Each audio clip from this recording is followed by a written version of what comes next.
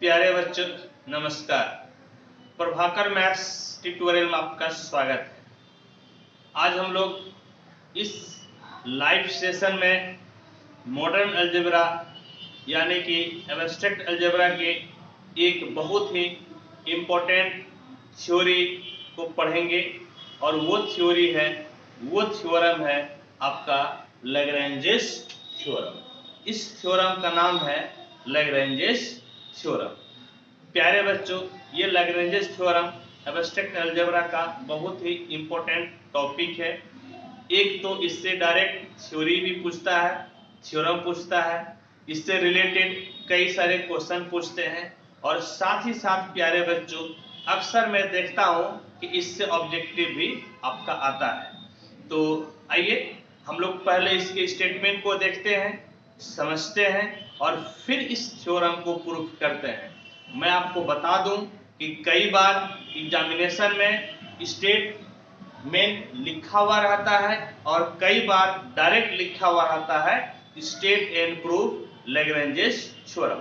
यदि स्टेटमेंट लिखा हुआ रहे तो आपको स्टेटमेंट लिखने की जरूरत नहीं है, डायरेक्ट प्रूफ कर देना है।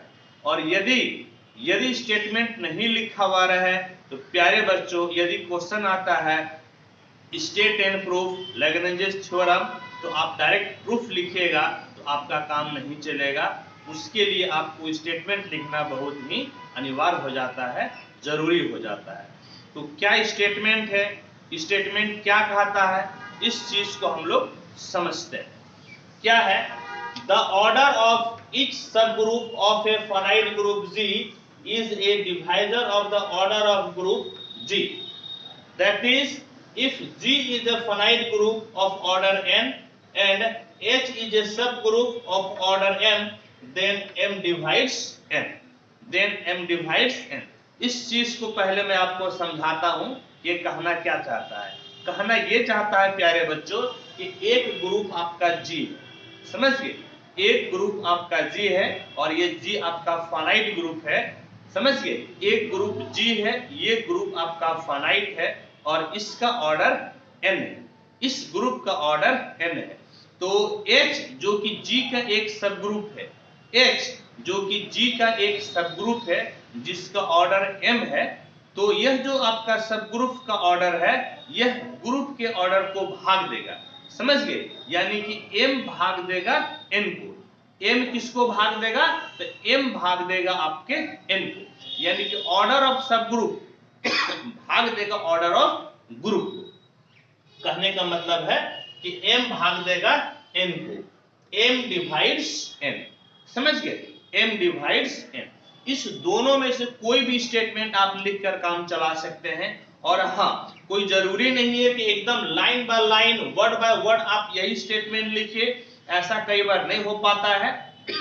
तो आप इस चीज को समझिए और अपने भाषा में स्टेटमेंट को लिख दीजिए, वो आपका मान रहेगा, वैलिड रहेगा। तो होप कि आपको अभी कोई दिक्कत, कोई परेशानी नहीं हुई होगी। और प्यारे बच्चों मैं आपको बता दूं कि इस थ्योरी को प्रूफ करने से पहले जो आपका बेसिक कंसेप्ट होना चाहिए, बेसिक कंसेप्ट का मतलब फाइनाइट ग्रुप क्या होता है, ग्रुप का ऑर्डर क्या होता है, सब ग्रुप क्या होता है, सब ग्रुप का ऑर्डर क्या होता है, कॉसेट क्या होता है, लेफ्ट कॉसेट क्या होता है। होप कि इस चीज को आप अच्छी तरह से भली भांति जानते हो, क्योंकि मैं पिछली क्लास में ये सब आपको बता चुका हूं। तो आपको जो बैकग्राउंड का जानकारी होना चाहिए आप भली भांति जानते हैं, और यदि आप नहीं जानते हैं आप मेरा पिछला वीडियो देख लीजिएगा, आपको भली भांति सब कुछ समझ में आ जाएगा। तो ठीक है, आइए इस चीज को अब हम लोग प्रूफ करते हैं। Proof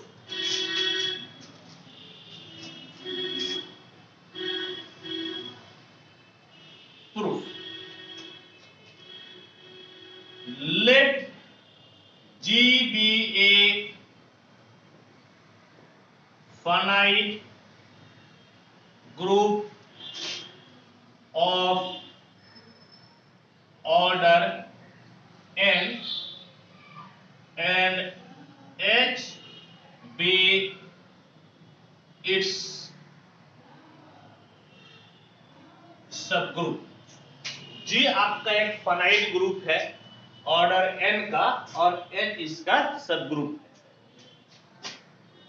late order of h equal to m, और हम लोग मान लेते हैं कि h का ऑर्डर आपका है m। समझ गए, h का ऑर्डर आपका है m। ठीक, then we shall show that m divides n। तब हम लोगों को दिखाना है कि m भाग देगा n को, यानी कि m डिवाइड करेगा n को। इस चीज को हम लोगों को दिखाना है। ठीक है, दिखाएंगे। चलिए, very good. Since order of h equal to m, चूंकि h का ऑर्डर m है, इसका मतलब कि h में m एलिमेंट्स है। Suppose h1 h2 h3 dot dot dot hm are m elements of h। हम लोग मान लिए, क्या मान लिए कि h में चूंकि ऑर्डर ऑफ h m था, यानी कि h में m एलिमेंट है, और उस m एलिमेंट को हम लोग ले लिए h1 h2 h3 dot dot dot h। ठीक है, ये हम लोग ले लिए। ठीक, चलिए, very good. Let a belongs to g। मान लिए क्या कि a आपका g में, इस g में क्या है, g में एक एलिमेंट हम लोग ले लिए a। समझिए, g में एक एलिमेंट क्या ले लिए, तो g में एक एलिमेंट ले लिए a। ठीक, लिखिएगा then ah will be left quotient of h in g। अभी मैं आपको बता रहा था कि लेफ्ट कोसेट का जानकारी हम लोगों को होना चाहिए, और बिल्कुल होना चाहिए, क्योंकि इसके पहले हम लोग पढ़ चुके हैं। तो a आपका g में है और h आपका g का सब ग्रुप है, इसीलिए ah आपका h का, समझ गए, ah लेफ्ट कोसेट होगा ऑफ किसका, h। ah h का लेफ्ट कोसेट होगा, और लेफ्ट कोसेट किस में होगा, तो लेफ्ट कोसेट आपका होगा g। समझ गए, ये लेफ्ट कोसेट किस में होगा, तो लेफ्ट कोसेट होगा आपका g में। देयरफॉर ah इक्वल टू कितना हो जाएगा, तो ah इक्वल टू हो जाएगा a h1 a h2 a h3 dot dot dot a h। समझ गए, ये आपका ah यानी कि लेफ्ट कोसेट इसके बराबर हो जाएगा। और सबसे पहले अब हम लोगों को दिखाना है कि ah में ये जो m एलिमेंट है, ये सब का सब डिस्टिंक्ट है, यानी कि सब का सब अलग है। सबसे पहले हम लोगों को यही चीज दिखाना है। Firstly we have to show that ah has m distinct element. सबसे पहले दिखाना है कि ah में m डिस्टिंक्ट एलिमेंट है, और इस चीज को हम लोग बाय कंट्राडिक्शन दिखाते हैं। समझिए, इस चीज को हम लोग कैसे दिखाते हैं, तो by contradiction. For this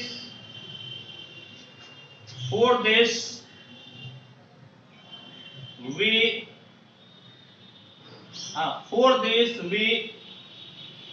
contradictory suppose that, समझ गए, contradictory suppose that यानी किसको हम लोग उल्टा दिखाना चाहते हैं। For this we contradictory suppose that ahi equal to AHJ for I is not equal to J। हम लोग मान लेते हैं कि जब कभी भी I और J आपस में बराबर नहीं है, फिर भी उस केस में AHI और AHJ आपस में बराबर है। इस चीज को हम एज ए कंट्राडिक्शन मान लेते हैं और दिखाते हैं कि हम लोग जो माने हैं इस चीज को गलत माने। इंप्लाइज लेफ्ट कैंसिलेशन लॉ लगा दीजिए। तो लेफ्ट कैंसिलेशन लॉ से क्या होगा, ए आपके कैंसिल हो जाएगा, तो HI बराबर क्या होगा, HI बराबर HJ by left cancellation law. और ये किस नियम से हुआ, तो ये आपका हुआ लेफ्ट कैंसिलेशन लॉ से। और HIHJ ये किसका एलिमेंट है, ये एलिमेंट आपका है H का, समझ गए।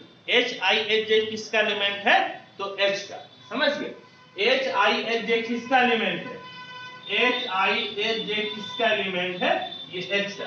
और आप क्या देखें कि H में दो एलिमेंट आपका आपस में बराबर हो गया, समझ गए। क्या देखे हम लोग कि H में दो एलिमेंट आपस में बराबर हो गया।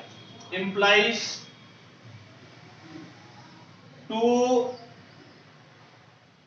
Elements of H are same, यानी कि H में दो एलिमेंट आपका बराबर हो गया।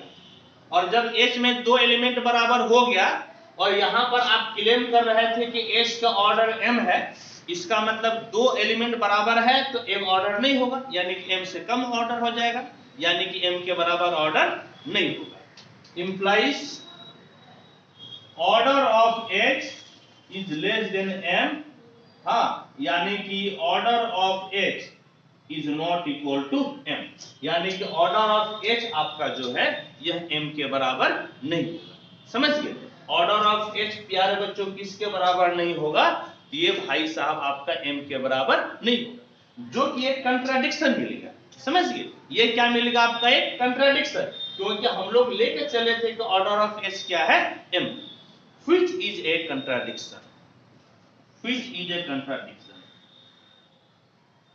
which is a contradiction,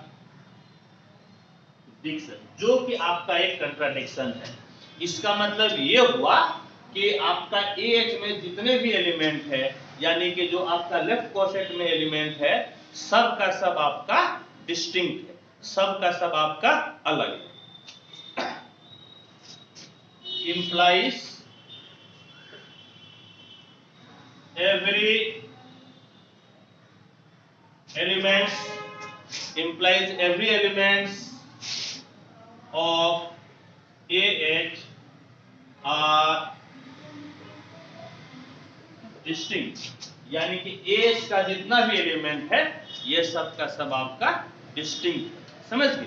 यानी कि यहाँ पर हम लोग लेके चले तो बराबर है, लेकिन फिर एज ए कंट्राडिक्शन हम लोग दिखा दिए कि ये बराबर नहीं है, बल्कि सब का सब आपका अलग, ठीक। तो होप कि अभी तक आपको कोई समस्या कोई परेशानी नहीं हुई होगी।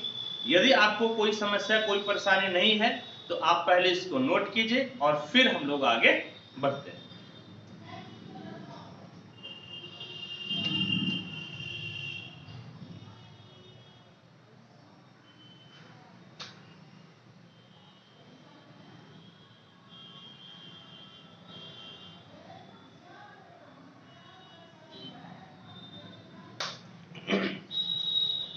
तो होप कि अभी तक आपको कोई समस्या परेशानी नहीं होगी।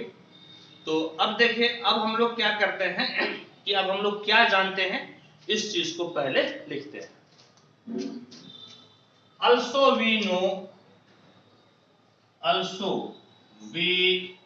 know AIH intersection AJH equal to 5, AIH intersection AJH equal to 5। कहने का मतलब है कि दो आपका डिस्टिंक्ट लेफ्ट कोसेट में कोई भी आपका एलिमेंट कॉमन नहीं होता है, समझ गए। कहने का मतलब क्या हुआ, कहने का मतलब है कि that is two distinct left coset has mutually disjoint. Mutually disjoint. समझ गए? यानी कि दो आपका अलग अलग लेफ्ट कॉसेट क्या होता है, तो दो आपका अलग अलग लेफ्ट कॉसेट आपका म्यूचुअली डिसजॉइंट होता है। इस चीज को हम लोग लेफ्ट कॉसेट या यू कह के कॉसेट में हम लोग पढ़े थे। और कॉसेट में क्या क्या पढ़े थे, आइए उस चीज को भी यहां पे लिखते हैं। तो उस चीज को लिखते हैं, हाँ, since G is a finite group. चूंकि G आपका एक फाइनाइट ग्रुप है, समझिए G आपका एक फाइनाइट ग्रुप है, और फाइनाइट ग्रुप में यदि H का लेफ्ट कोसेट की बात करते हैं तो H का लेफ्ट कोसेट भी क्या होगा, फाइनाइट होगा। समझिए चूंकि G आपका फाइनाइट है, H इसका सब ग्रुप है, तो H का जितना भी लेफ्ट कोसेट होगा वो सब का सब क्या होगा, फाइनाइट होगा। तो लिखेंगे since G is a finite group, so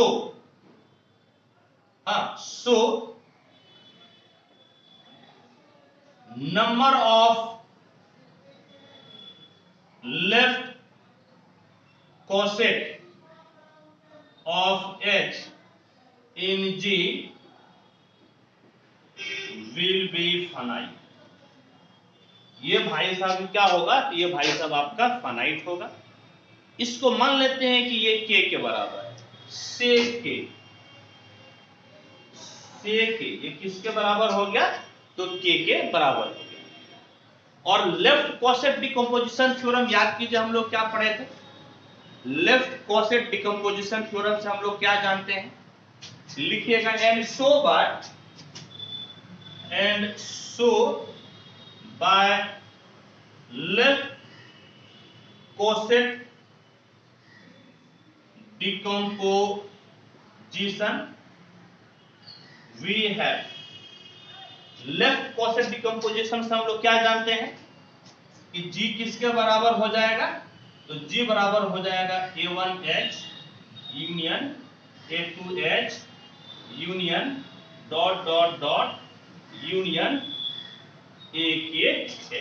समझिए यूनियन आपका कितना हो गया, यूनियन AKH, इसके बराबर हो जाएगा। ये लेफ्ट कोसेट डिकम्पोजिशन थ्योरम से हम लोग जानते हैं। और इसका ऑर्डर क्या हो जाएगा, तब लिखिएगा therefore order of G equal to कितना हो जाएगा, order of A1H plus order of A2H plus order of AKH, यानी कि सब का सब आपका क्या हो जाएगा, तो जुट जाएगा, प्लस हो जाएगा। ऑर्डर ऑफ G किसके बराबर है, तो ऑर्डर ऑफ G आपका बराबर है Mg बराबर ऑर्डर ऑफ लेफ्ट कोसेट हम लोग क्या लिए थे, तो ऑर्डर ऑफ लेफ्ट कोसेट ये आपका कितना हो जाएगा, तो ये आपका हो जाएगा M। समझ गए, M कितना हो जाएगा, ये M, क्योंकि यहां पर हम लोग लिखे हैं, बल्कि लिखे क्या, वो तो मैं मिटा दिया, वो तो पहले लिखा हुआ था, इसमें M एलिमेंट था। समझ गए, लेफ्ट कोसेट में कितना एलिमेंट था, M डिस्टिंक्ट एलिमेंट था, तो A1H में कितना एलिमेंट होगा, तो आपका M एलिमेंट होगा, M, इसमें भी कितना होगा M, प्लस यहां पर भी कितना होगा, plus dot dot dot plus M, bracket में कितना बार,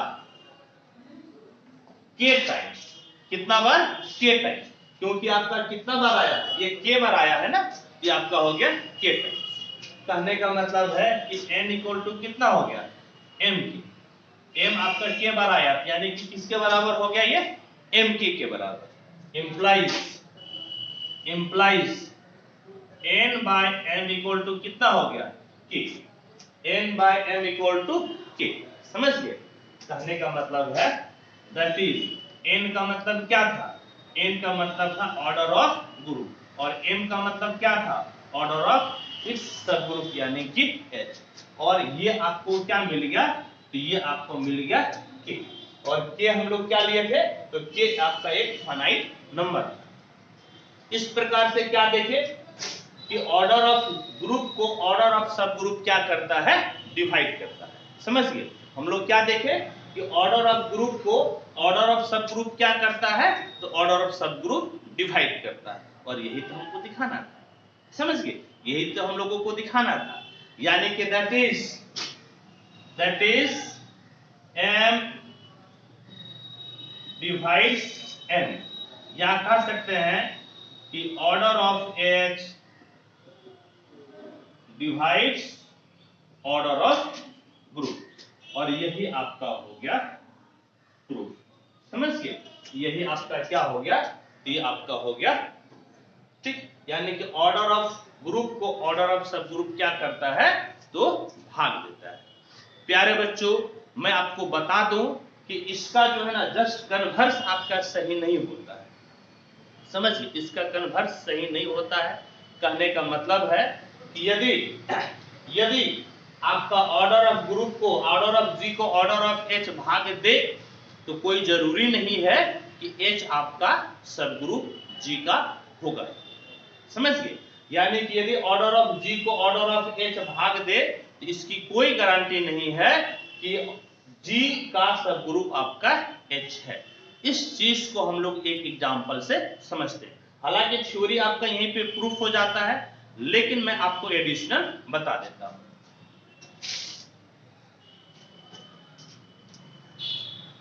The converse of this theorem is not true। इस थ्योरम का कन्वर्स ट्रू नहीं होता है। कैसे नहीं होता है, जब नहीं दिखाना है तो एक आप एग्जांपल से दिखाइए। For this let G equal to 1 minus 1 I minus I। याद कीजिए कि ये क्या है, यह एक ग्रुप है और ये ग्रुप किस पर है, तो मल्टीप्लिकेशन पे ग्रुप है। समझिए ये आपका एक ग्रुप है, मल्टीप्लिकेटिव ग्रुप है। समझिए and H equal to 1I, 1 और I इसी का ले लिए जो कि G का क्या है, सबसेट। समझिए G का क्या है, सबसेट। ठीक, लेट G बराबर इतना और H बराबर इतना। G is a multiplicative group. G is a multiplicative group and order of G बराबर कितना हो गया, तो ऑर्डर ऑफ G देख लीजिए कितना एलिमेंट है, तो 4 एलिमेंट है, यानी कि G का ऑर्डर कितना हो गया, तो 4 हो गया। जिसको हम लोग क्या लिख सकते हैं, 2 into 2, यानी कि order of G equal to हो गया 2, और इस 2 का जगह पर आप ऑर्डर ऑफ H लिख सकते हैं, क्योंकि H में भी तो 2 एलिमेंट है ना, यानी कि कितना हो गया आपका ऑर्डर ऑफ H। समझिए ऑर्डर ऑफ क्या हो गया, H, यानी कि that is order of G by order of H equal to कितना हो गया 2। यानी कि G तो आपका H से, यानी कि order of G order of H से डिविजिबल है। समझिए order of G order of H से डिविजिबल है, लेकिन क्या H आपका G का सब ग्रुप है क्या, इस चीज को चेक कीजिए। तो यहां पर देखिए तो H में आपका 1 और I है। समझिए H में आपका क्या है, 1 और आपका I है, जो कि आपका, समझिए जो कि आपका ग्रुप है ही नहीं। यह आपका एक ग्रुप मल्टीप्लिकेशन पे ये ग्रुप तो आपका है ही नहीं। ठीक है, but H equal to 1I is not a multiplicative group. लेकिन ये तो आपका जो है मल्टीप्लिकेटिव ग्रुप आपका है ही नहीं। क्योंकि ग्रुप में आपको क्या क्या प्रॉपर्टीज चाहिए, तो क्लोजर लॉ, क्लोजर के बाद आपको आइडेंटिटी चाहिए, इनवर्स चाहिए, एसोसिएटिव चाहिए। तो ये आपका सारा रूल को फॉलो नहीं करता है। किस ऑपरेशन के तहत, तो मल्टीप्लिकेशन ऑपरेशन के तहत। और जब ये ग्रुप है ही नहीं तो सब ग्रुप कैसे होगा, जब ये ग्रुप है ही नहीं तो आपका सब ग्रुप भी नहीं हो सकता है। That is H is not सब ग्रुप ऑफ G, यानी कि H जो है G का सब ग्रुप नहीं हुआ। जबकि order of H order of G को भाग देता है, लेकिन आपका H जो है G का सब ग्रुप नहीं होता है, यानी कि लैग्रेंज थ्योरम जो है आपका कन्वर्स में ट्रू नहीं होता। होप कि प्यारे बच्चों आपको कोई दिक्कत, कोई समस्या है, कोई परेशानी नहीं होगी। तो आप इसको नोट कीजिए और फिर हम लोग इस चीज को खत्म करते हैं। तब तक के लिए थैंक यू, धन्यवाद, जय हिंद।